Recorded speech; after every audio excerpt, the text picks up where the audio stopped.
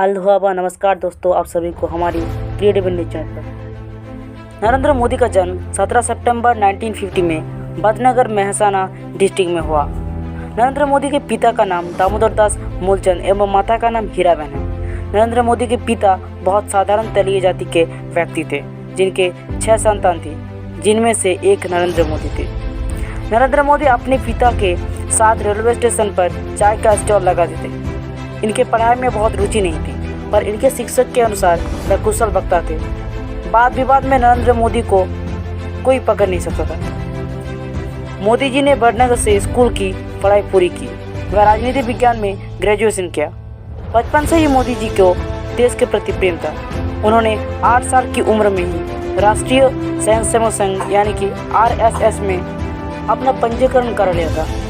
ये एक शक्तिशाली हिंदू राष्ट्रवादी समूह है जो भारत के संविधान की बातों के खिलाफ धर्मनिरपेक्षता नहीं चाहता था। वो समस्त देश को हिंदू राष्ट्र बनाना चाहता था। हिंदुत्व की ये बात बीजेपी की जड़ है। नरेंद्र जब विश्वविद्यालय के छात्र थे, तभी से वे राष्ट्रीय स्वयंसेवक संघ की शाखा में नियमित जाने लगे थे।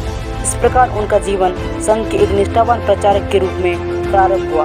उन्होंने शुरुआती जीवन से ही राजनीतिक सक्रियता दिखलाई और भारतीय जनता पार्टी का जनधर्म मजबूत करने में प्रमुख भूमिका निभाई। गुजरात में शंकर सिंह वाघेला का जनाधार मजबूत बनाने में नरेंद्र मोदी की ही रणनीति थी। इससे पूर्व में गुजरात राज्य के 26वें मुख्यमंत्री रहे। उन्हें उनके काम के कारण गुजरात की जनता ने लगातार 4 बार मुख्यमंत्री चुना। गुजरात विश्वविद्यालय से राजनीति विज्ञान में स्नातकोत्तर डिग्री प्राप्त करके विकास पुरुष के नाम से जाने जाते हैं और वर्तमान समय में देश के सबसे लोकप्रिय नेताओं में से एक है। माइक्रो ब्लॉगिंग साइट ट्विटर पर भी वे सबसे ज़्यादा फॉलोअर वाले भारतीय नेता हैं। टाइम पत्रिका ने मोदी को पर्सन ऑफ द ईयर उम्मीदवारों की सूची में शामिल किया है।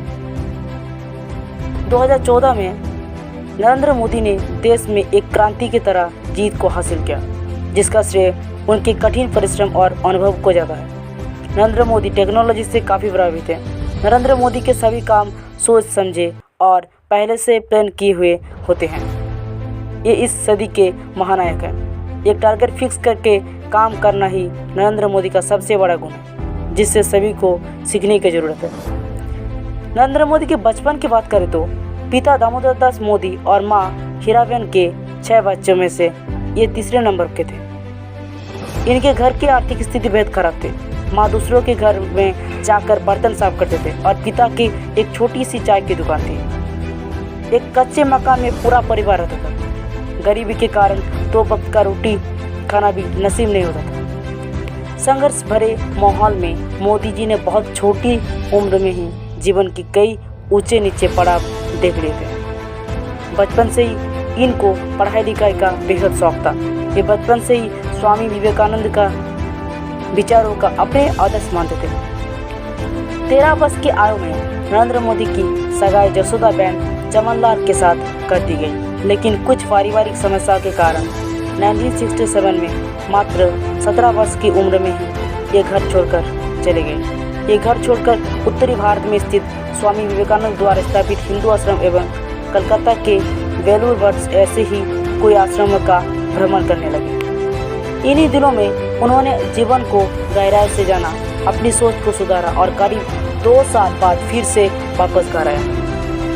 इसके बाद मोदी जी RSS के सदस्य बने और पूरी मेहनत से RSS के लिए काम करने लगे।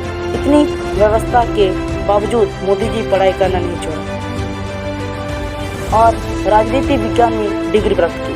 वो दिन रात लोगों की सेवा करते, लोगों से जुड़ते और उनकी समस्याओं को करीब से जानने की कोशिश करते थे।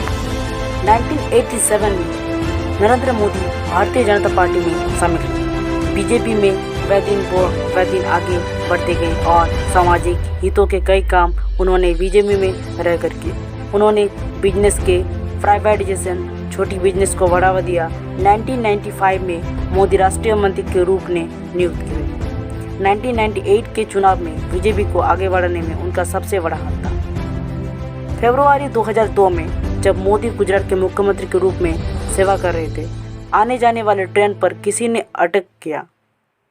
जो कथित रूप से मुस्लिमों ने किया था और बदले के प्रतिशोध इरादों से गुलबर्ग के मुस्लिमों पर भी हमला किया गया। इस तरह हिंसा बढ़ती गई। इस वजह से मोदी सरकार को उस समय कर्फ्यू की घोषणा करनी पड़ी। कुछ समय बाद दोनों ही समुदाय में शांति की स्थिति आई और तब मोदी सरकार की कई लोगों ने पूरी देश में आलोचना की, क्योंकि उस हमले में 1000 से भी ज़्यादा मुस्लिम मारे गए थे। मोदी के विरुद्ध 2 जांच कमेटी गठित करने के बाद सर्वोच्च न्यायालय ने पाया कि मोदी के विरुद्ध कोई गवाही नहीं, जिससे उन्हें दोषी ठहरा सके। आप लोगों के विचारधारा के अनुसार मोदी जी भारतवर्ष के लिए कैसे काम कर रहे हैं, कमेंट में ज़रूर बताइए और हमारे इस चैनल को सब्सक्राइब और इस वीडियो को लाइक और शेयर जरूर कीजिए।